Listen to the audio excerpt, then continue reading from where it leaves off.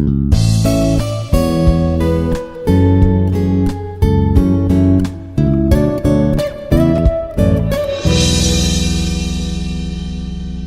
morning students, I am Chaitanya, Assistant Professor in Mathematics working in the Institute of Aeronautical Engineering located at Dundigal, Hyderabad. Today, as part of continuum in 4th module, I am going to discuss or introduce the concept of Cramer Rao lower bound of an unbiased estimator, and also I'd like to derive log likelihood estimation of parameters of normal distribution. So today I have selected two topics. One is the introduction on Cramer's Rao lower bound and the maximum or log likelihood estimation of normal distribution. Let us move into the topics. So first we will start our discussion with Cramer's Rao inequality or lower bound of an unbiased estimator. So in order to explain the meaning of the inequality of the statement, I'd like to take a liberty to explain a few things. First of all, what is an unbiased estimator?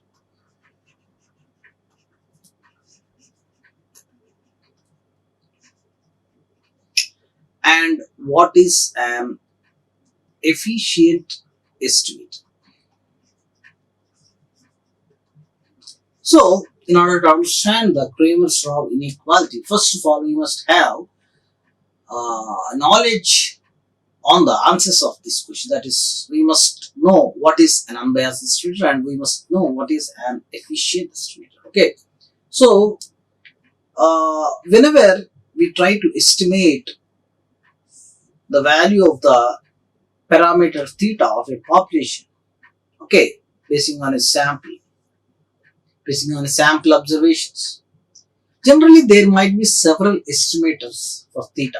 That means several formulae on sample we could apply in order to estimate theta. For example, if you take the population mean mu, there are three estimators of estimating the population mean mu basing on the sample, namely sample mean, sample median, and sample mode. So practically you may have so many estimators to sample estimators to estimate the population parameter. So our challenge is to pick up the best estimator. So that means the estimator must have some good qualities which highlight it when compared to the other estimators, or which enhance it when compared to the other estimators. Okay. So how to find out the best estimator from a list of estimators? Okay, then there have been defined some criteria. Namely, best criteria are two: unbiased estimator and efficiency of an estimator. If an estimator is unbiased as well as efficient, then automatically you can the prediction of the population parameter will be to the utmost accurate. So the things is we have to take care of two things. We have to check whether the estimator is unbiased, and we have to check whether the estimator is efficient along with unbiased. So these things. First, let us understand what is an unbiased estimator. So we call an estimator theta cap of theta as an unbiased estimator if expectation of theta cap is equals to theta. So when you are trying to estimate population parameter theta basing on the sample data and you are using a formula theta cap on the sample to estimate theta, this theta cap, of course, every formula is a function. That means a random variable. So definitely this theta cap will have expectation, because every random variable will have expectation, and every mapping or formula, mathematical formula is a function. So automatically it becomes a random variable. Now, if expectation of theta cap is equals to theta, then we call theta cap as unbiased. If expectation of theta cap is not equals to theta, then we call it as biased. Okay, if expectation of theta cap is less than theta, we call it as negatively biased. If it is greater than theta, we call it as positively biased. So the thing is, unbiasedness is the most expected quality in an estimator while estimating the population parameter. So let us understand this in a more elegant way with a geometrical presentation. Now, I'd like to explain the concept of unbiasedness of the estimator with the help of this diagram. We are trying to estimate there is a population of data, and we are trying to estimate the population parameters theta. Of course, we have you have to understand that we have plotted all the points of data points, population points on the XY graph. Okay, then suppose this is theta, and this is theta 1, and this is theta 2. Now, if you clearly observe that, that means if sample data and theta 1 values are plotted, you will observe that the theta 1 is equally spread on both sides of theta. That means if you see this, the right side part, if it is half acre, then automatically the left side is also half. That means equally stretched on either sides. But here, when you take the case of theta 2, it's not like that. When you draw the midline, the right side it is having very less area, and the left side it is having more area. So this kind of, that means theta 2 is biased, whereas theta 1 is not biased or unbiased. Unbiased means the data will be equally spread on either side of theta 1 and theta. Okay, that is called unbiasedness. And whereas if the data is more accumulated on one side than the left, suppose you take this line, here you will feel very less area when compared to the right side. So that is what biasedness. So now suppose we have two estimators. This is theta, and we have two estimators of theta, say theta 1 and theta 2. If you see here, if you draw a middle line for theta 1, you are seeing that the data has been equally spread on either side of this line, that is equally 50% and 50%. In the same way, if you take the middle line of theta 2, again the data is spread in equally, that is 50%, 50%. That means both theta 1, theta 2 are unbiased estimators, because whether theta 1 or theta 2, in the middle line, the data has been spread equally on both sides. Now, how to pick up, how to tell, or how to find which one is better? That means whether theta 1 is better, stronger, or theta 2 is stronger to estimate theta. We got a challenge, we are puzzled. So here we need one more criteria, that is called efficiency. Efficiency means we will calculate the standard deviation or standard error of theta 1 and standard error of theta 2. If the standard error of theta 1 is less than standard error of theta 2, we call theta 1 is more efficient than theta 2. Theta 1 is more efficient than theta 2. If sigma theta 2 is less than sigma theta 1, then theta 2 will be more efficient. What does it mean? If you see here, Of course, both are containing on either side of the middle line, both curves are containing equal data 50-50. But here the data spread is very less from the center. That means only 2 kilometers. Within 2 kilometers radius on either side, the data has been stored. But here, if you take this, here it is taking too long, that is 4 kilometers. That means data has been spread more distant from the center. So, which is called efficient? Automatically theta 1, because theta 1 is storing the data within a less space when compared to theta 2. So that is what theta 1 is less than sigma. Sigma theta 1 is less than sigma. That means spread of theta 1 is less than spread of theta 2. Then theta 1 is called more efficient estimation. So now we come to understand what do we mean by unbiasedness and efficient estimators. And if an estimator theta cap is said to be unbiased estimator of theta if expectation of theta cap is equal to theta. And if there are two unbiased estimators or more than one unbiased estimators, then to pick up the best estimator, we will take the help of efficiency. That is, if sigma theta 1 is less than sigma theta 2, we call it as efficient estimator. Okay. Now, practically,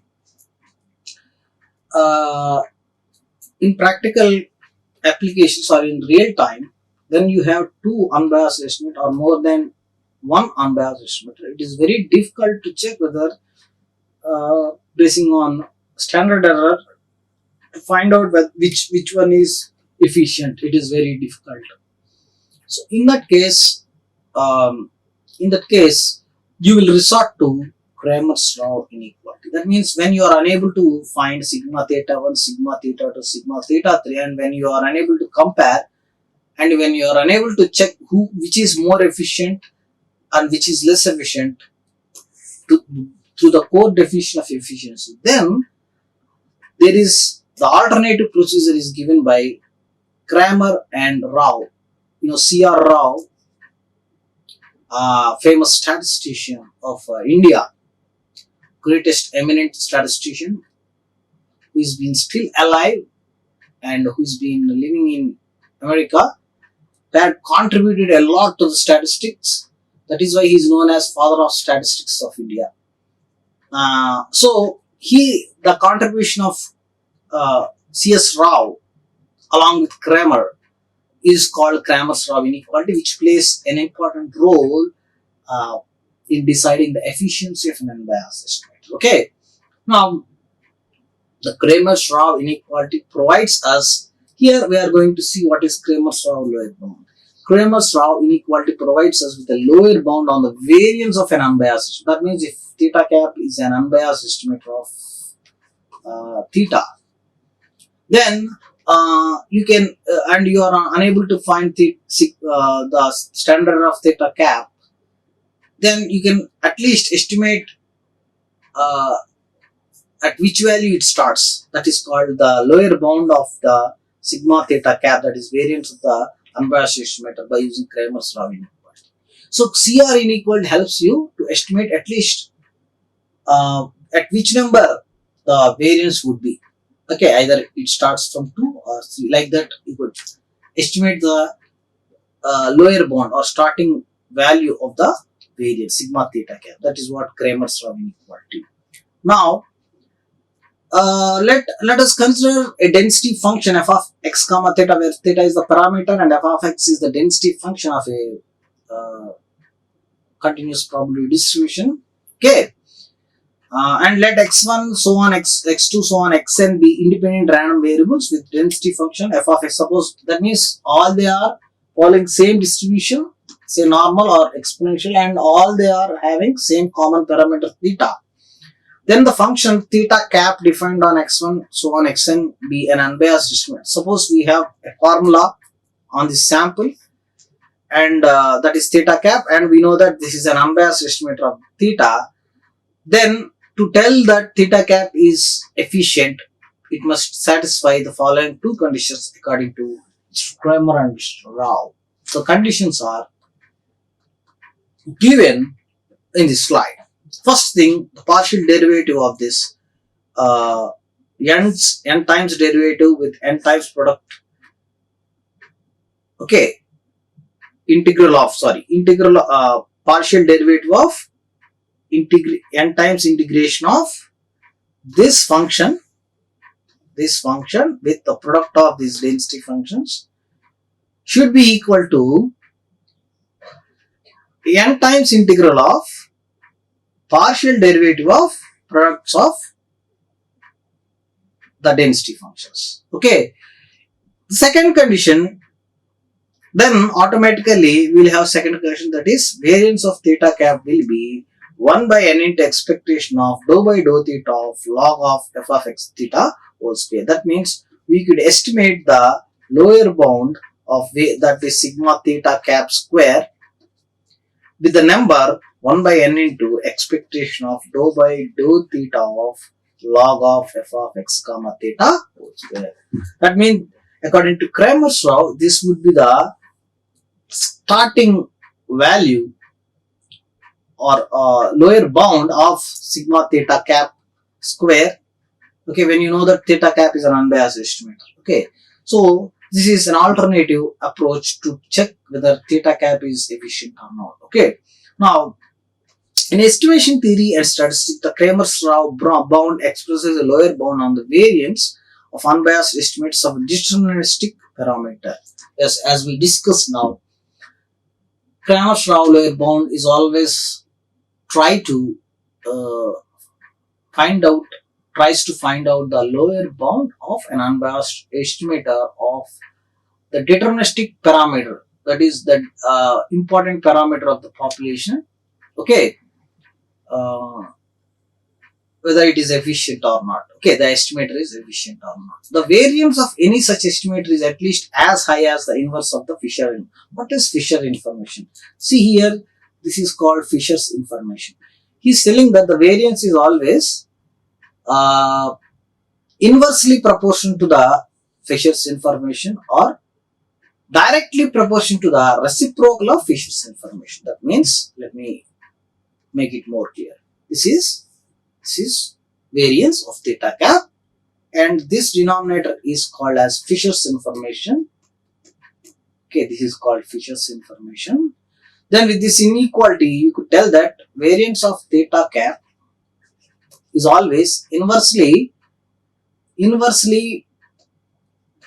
proportionate to Fisher's information, or I of theta, or you can tell that variance of theta cap is always directly proportionate to 1 by I theta. 1 by I. Okay, that means variance of theta cap is either inversely proportionate to information of theta, that is Fisher's information, or variance of theta cap is always directly proportional to the reciprocal of inverse information, that is 1 by I of theta. That is what it is mentioning. Okay. Equivalently, it expresses an upper bound on the precision of unbiased estimators. The precision of any such estimator is at the most the Fisher information. That means it is always inverse to the Fisher's information or direct to the reciprocal of Fisher's information. Okay. Now, here you could see, suppose theta is an unknown deterministic parameter which is to be estimated from f of x comma theta. Independent observations of f of x comma theta, each from a distribution according to some probability. That means we will use some probability distribution, maybe normal or okay. The variance of any unbiased estimate is then bounded by reciprocal of the Fisher. That's what just now I explained to you. So if you summarize this, variance of theta cap is always greater than or equal to the reciprocal of Fisher's information, where Fisher's information is nothing but this is the one. Okay, that is n times expectation of partial derivative of likelihood of x comma theta. So Fisher's information is nothing but n times expectation of square of partial derivative of likelihood function of theta. Okay, this is what we call Fisher's information, and always variance of theta cap will be directly proportionate to 1 by I theta. Okay, that is what we summarize from Cramer Rao inequality. Now, see, we know that L of x comma theta, that is likelihood estimation function, L of small L of x comma theta, log likelihood estimation function, nothing but log of the maximum likelihood estimation. Okay, we know this. In the previous classes we discussed. Log likelihood estimation is nothing but the natural logarithm of maximum likelihood estimation. So by using this fact, okay, this could be simplified further because you can replace it with log of f of x comma theta. Okay, and you will reach at this step.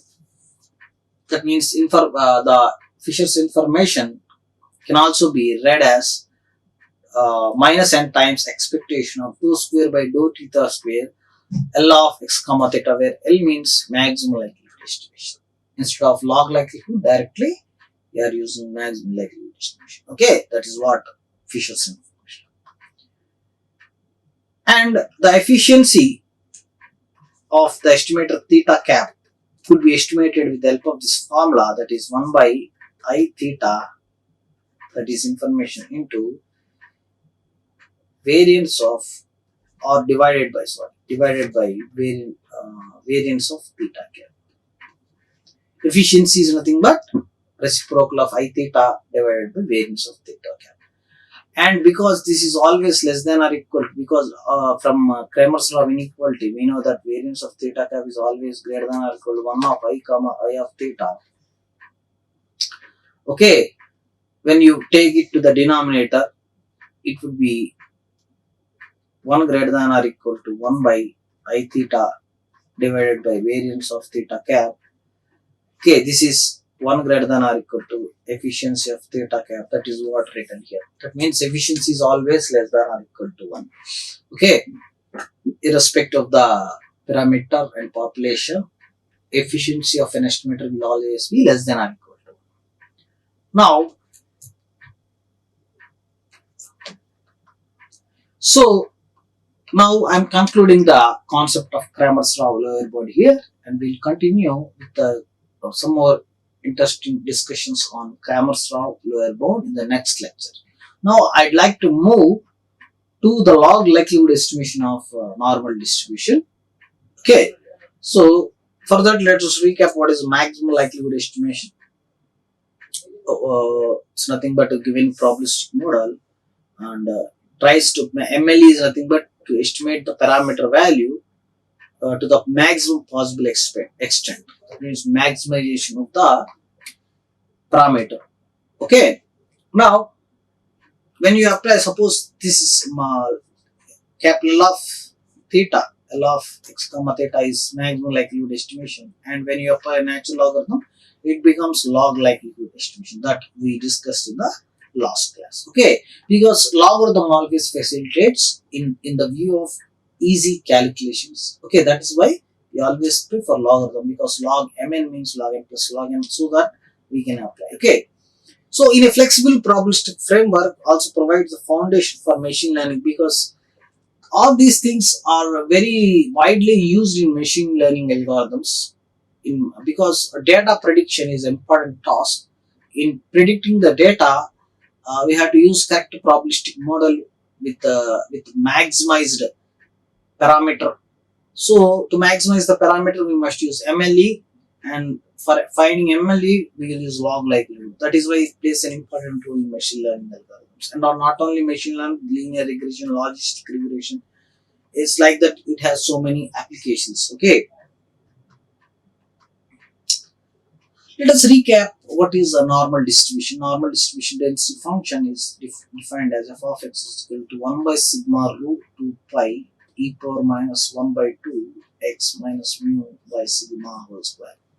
Okay, where x is a variable, which is a real number, and mu is a parameter which could be any real between minus infinity to infinity, and sigma is another parameter which is always positive. Okay. So this function, the random variable which follows this density function is called normal variate, that we know. Okay. Now, what is standard normal variate? Suppose standard normal variate is nothing but with mean mu 0 and the variance is 1. Then automatically the function becomes pi of z is equal to e power minus z square by 2, where minus infinity, that means z is a real number, and here 1 by root 2 pi. Okay, this is called standard normal variate. Okay, because here mean is 0 and variance is 1, and we can convert any normal variate into standard normal variate by using this transformation formula. Z is equal to x minus mu by sigma. Okay, we can transformate any normal variate into standard normal variate by using this formula, and we can easily find out the probabilities under normal distribution by using the normal tables. Okay, and you know some properties of normal curve. Normal curve is always reverse bell shaped. Normal curve is always reverse bell shaped, and it is symmetric about the line mu, x is equal to mu, and the mean median mode are always equal. Mean median mode are always equal, coincides with each other, and mu minus mu plus sigma, mu plus 2 sigma, mu plus 3 sigma, mu minus sigma, mu minus 2 sigma, mu minus 3 sigma. See, mu minus sigma, mu minus 2 sigma, mu minus 3 sigma. These are called first sigma limits, second sigma limits, and third sigma limits. Okay, we know that the total area under the normal curve is always unity. That means the total area, because sum of all probabilities is 1, total area under the normal curve is unity, and this area covers 68%. That means between these limits, suppose unity means 1 acre, you can assume 1 acre. So 68 cents will lie between these two, and 95% of the area will fall between these two, and almost 99% area will fall between mu minus 3 sigma and mu plus 3 sigma. Similarly, x-axis is an asymptote, and the points of inflection are mu minus sigma and mu plus sigma. These are very well known facts or called properties of normal curve. Okay, so now after knowing this, first of all,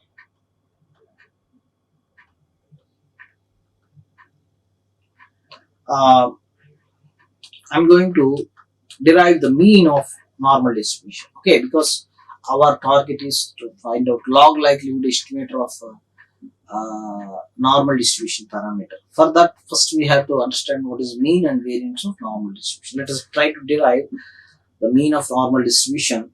So you know, because normal distribution is a continuous random variable, and f of x is equal to 1 by sigma root 2 pi e power minus 1 by 2 x minus mu by sigma whole square is the density function of normal variate.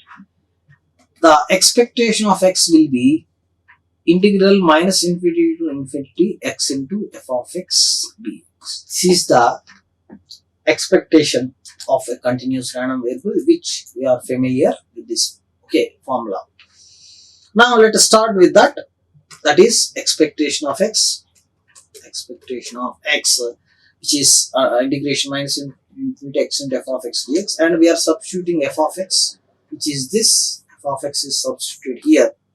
Okay, now this is a constant, it can be shifted out, then it becomes 1 by sigma root 2 pi integral minus infinity to infinity x into e power minus 1 by 2 x minus mu by sigma square dx. This is what e of x.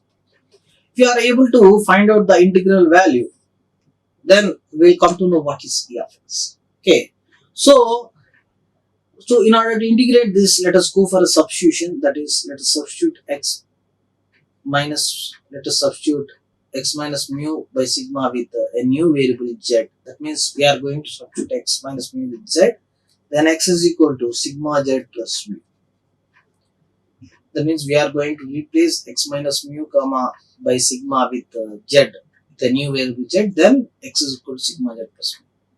Now differentiate on both sides, you get dx is equal to sigma dz plus constant derivative 0, so dx is equal to sigma dz. Okay, so by assuming x minus mu by sigma as z and x is equal to sigma z plus mu and dx is equal to sigma dz, by reflecting these things into the integral, we will get e of x is equal to 1 by sigma root 2 pi integral minus infinity to infinity. In the place of x, we will write sigma z plus mu. In the place of x minus mu by sigma, we will write z square. Okay, in the place of dx, we will write sigma dz. Okay, so after substituting the acquired values, we are reached this. Okay, now sigma is cancelled. Okay, and we are remained with 1 by root 2 pi minus infinity to infinity sigma z plus mu e power minus half z square dz. Okay, sigma z plus mu e power minus half z square dz. Okay, now let us separate the integrals. 1 by root 2 pi sigma integral minus infinity to infinity z into e power minus z square by 2 dz plus integral minus infinity to infinity writing mu out e power minus z square by 2 dz. So this is the step where we have reached. We started with the substitution, x minus mu is equal to z and x is equal to sigma z plus mu and dx is equal to dz. We reached this, and now after substituting and separating the integral, that is integral of this into this, integral of this into this, separating and keeping the constants out, sigma is out, mu is out, we reached here. Now let us recap what happens to the integral of even function under the limits minus a to a, and what happens to the integral of an odd function under the limits minus a to a. Okay, so if you recap, minus a to a odd function, the integral is always equals to 0, and the integral of even function under minus a to a will be 2 times of 0 to a, the even function. So these are very familiar to us, we know this. So we know that minus a to a, integral of minus a to a, an odd function is always 0, vanishes, and integral of an even function minus a to a is double 2 times of integral of 0 to a. So here if you see, z is odd and e power minus z square by 2 is even. Okay, here if you see, e power minus z square by 2 is even. Now what we get odd into even. Now let us recap this formula. Even into even is always even. Even into even is always even. Even into odd is always odd. Odd into even is always odd. Odd into odd is always even. We know that product of two functions, namely even, one is even and another one is odd, how the results will be. Product of even function and even function is always even. Product of odd function with an odd function is always even. But one is even and one is odd, the product will be odd. That's what we know. Now here we check that this is odd and this is even, the product will be odd. The product will be odd. So here it is like minus a to a odd, minus a to a odd function integration. So automatically integral becomes 0. Here this is even function, so automatically integral becomes 2 into 0 to infinity. So by using that, we will reach that expectation of x is equal to mu into minus infinity to infinity. Of course, 1 by root 2 pi is there. The previous integral becomes 0. mu into minus infinity minus z square by 2 dz. Okay, this is the step where we have reached now. But we know that 1 by root 2 pi mu into, by using beta gamma functions, results by using an application of beta gamma functions, we know that this is always root 2 pi. Okay, this e value always equals to root 2 pi. Root 2 pi, root 2 pi get cancels and the mean is mu. So in this theorem, we derived that the mean of normal distribution is mu with the help of the result of a gamma function, that is minus infinity to infinity e power minus x square by 2 is root 2 pi. By using the result, we proved that the mean of normal distribution is mu. Okay, now. So here the same thing you are seeing, z is replaced with x minus mu by sigma and x is equals to mu plus z sigma and dx is equal to sigma dz. Automatically when x is minus infinity to infinity, and by the definition of z x minus mu by sigma, okay, automatically z also will be minus infinity to plus infinity. Automatically it happens. Okay, so that is what here, the same thing what I have told you, that is what we are seeing here. Okay, now we have separated the integrals. We have separated the integrals, and this is odd, this is even. Odd into even is odd. Minus a to a odd is 0 integral. So that is why this becomes 0. That is why this becomes 0. And here mu is out, mu is a constant, and this is even. So it becomes 2 times 0 to a even, 2 times 0 to infinity e power minus z square by 2. Okay, and we reached at this step. Now, by using the result from gamma functions, this can be understood as root pi by root 2. Okay, root pi by root 2. So, the root pi will be cancelled, root 2 will be cancelled, and finally, we have proven that the mean of normal distribution is mu. Okay. Now, let us see at the variance of normal distribution, then we will see the log likelihood estimation of parameter of normal distribution. Okay, with that we will conclude the lecture. See, to find variance, you know that variance formula is e of x square minus e of x whole square. This is the formula. So that is what we have written. E of x square means integral minus infinity x square f of x dx. So that is what written here. And e of x, just now we found that e of x is equal to mu for normal distribution. That is why here we have written mu. We get this term. So integral minus infinity to infinity x square f of x dx minus mu square. Now all the thing we have to do is to evaluate this integral, right? For that, we are using a result that f of integral minus a to a f of x dx is equal to integral minus a to a f of x minus p. Okay, this is a result from the integrals. So we are going to use. Okay, we are going to use. So now here we are substituting. We are in the place of b, we are imagining mu. That is why this becomes x minus mu whole square into f of x dx by using this result. Okay. Now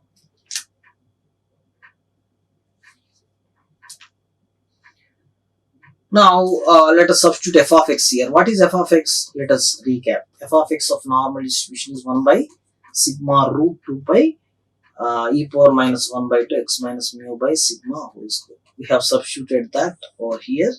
Okay, and then after reaching here, we are replacing x minus mu by sigma with a new variable z. This becomes x is equal to mu plus z sigma, and z is equal to x minus mu by sigma, x is equal to mu plus z sigma, and z limits will be same, won't change, minus infinity to infinity. So the obtained integral, this is x minus mu by sigma, means this becomes sigma square z square, this becomes sigma square z square, and this becomes z, and dx becomes sigma dz. With that we reach this. Okay, we reach this too. Okay. Now here sigma square is a constant that is written out, and one root 2 pi is also constant. You can take it out. Sigma will be cancelled. We will get sigma square by root 2 pi outside the integral, and inside the integral minus infinity infinity z square into e power minus z square by 2, z square into e power minus z square by 2 dz minus mu square. Now if you see this, this is z square is even and e power minus z square is also even. You know that even into even is always even. Even into even is always even. Okay. Now you know that minus a to a even is nothing but integration is nothing but 2 into 0 to a even function, given even function. By using that, we can write it as sigma by root 2 pi, 2 into 0 to infinity z square e power minus z square by 2 dz.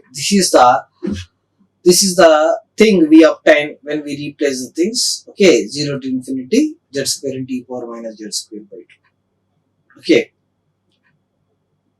now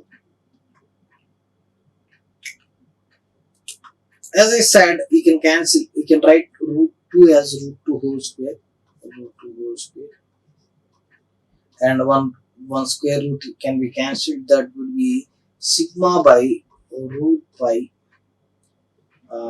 and you know dx is equal to sigma dz. Okay, and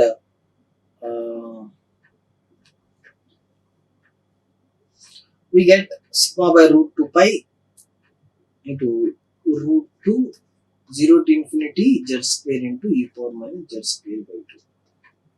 Okay, when we reach here, we will use the substitution.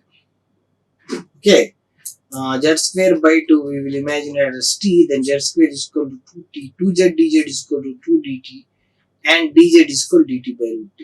And automatically t also follows 0 to infinity as z follows 0 to infinity. By using that, we have reached this step, and here you know that e power minus t into 2t integral 0 to infinity 1 by root can be written as root, that means 2t whole power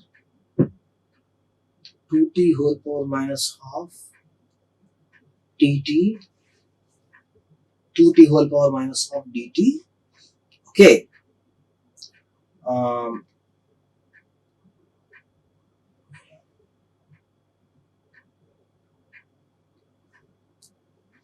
then here we reached the step. Then what happened, 2 can be taken out. Here outside we have sigma square by root 2 pi. Okay, when you take it out, this 2 out, you will get uh, this step, that is 2 into sigma square by root 2 pi is equal to e power minus t into t power 3 by 2 minus. You know that 0 to infinity e power minus x power n minus 1 dx is always equals to gamma of n. This becomes gamma of 3 by 2. Gamma of 3 by 2 can be written as half into gamma half, and gamma half is nothing but root pi by root 2. That means root pi cancels, and 2 cancels, and sorry, root pi 2 cancels, and then answer is sigma square. So we observed that the variance is sigma square. Okay, now after understanding this, the final thing we are left with to look at the likelihood estimation of uh, the normal distribution. Okay, here we take an example and we'll understand and we'll wind up the concept. Um, here we are considering a normal distribution with different normal variates y of 1, y of 2, so on, y of 6. All these are different data features or dimensions, and every dimension is following normal distribution. You can see this is y of 1, this is y of 2, this is y of 3, this is y of 4, y of 5, y of 6. Like that, everything is following normal distribution. Now, as they are following normal distribution with parameter mu comma sigma, the density function will be like this: f of ai comma mu given mu comma sigma is equal to 1 by root 2 pi sigma square e power minus 1 by 2 y of I minus mu by sigma whole square. Okay, this is the function. Now, when you have this function, you could we are taking sigma as 1 in default. We are choosing sigma as 1 in default because we have to maximize only mu. That is our estimation. That is our target is to maximize mu by using log likelihood estimation. So second parameter sigma should be chosen default. That is why we have chosen sigma is equal to 1. So sigma becomes 1 and sigma becomes 1. That is why we got this. And also we are choosing y of 1 is equal to 4. By choosing y of 1 is equal to 4, here the density function corresponding to y of 1 will be this 1 by root 2 pi e power minus 1 by 2 into 4 minus mu whole square. Okay. Now, in a similar way, if you assume y of 2 is equal to 6, the density function will be like this. Okay. Now, if you multiply both the things, because MLE means product of the density functions, that is why we are multiplying this 1 by root 2 pi into 1 by root 2 pi, that means 1 by root 2 pi whole square, and e power m into e power n, e power m plus n, that is why we get this, and e power m into e power n means, but we are applying log on both sides, ln, natural logarithm on both sides, applying l on both sides, okay. Log of mn, log of mn is equal to log m plus log n. Okay, that is why this will be split as like this: logarithm of first bracket and logarithm of second bracket. Again, log mn, you treat this as m, this is n, log m, n means log m plus log n. Again, log mn, that means log m plus log n. Okay, and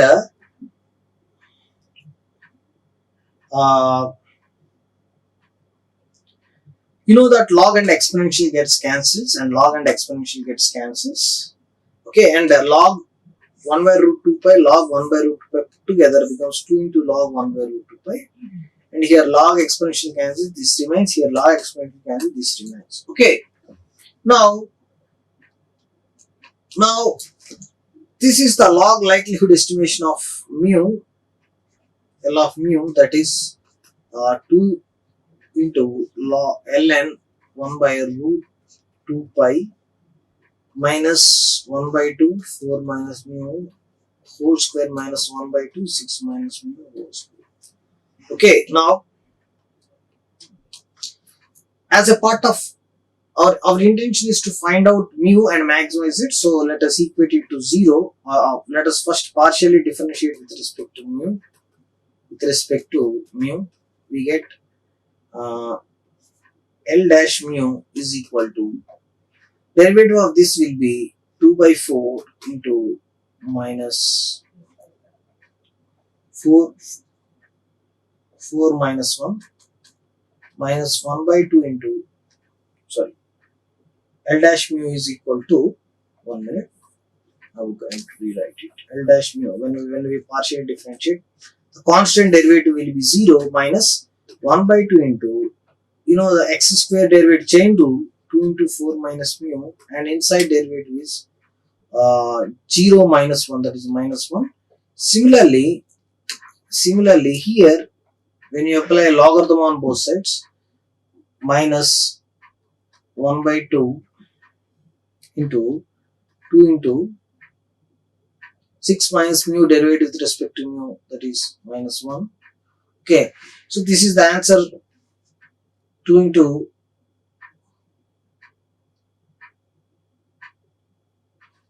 6 minus mu, here 6 minus mu. So answer is minus in minus plus 8 minus 2 mu minus in minus plus,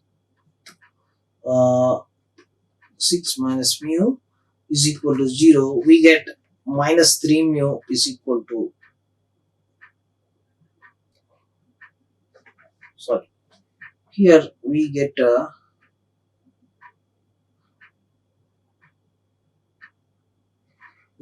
sorry, here we get minus 6. That is why minus 2 mu is equal to minus 2, mu is equal to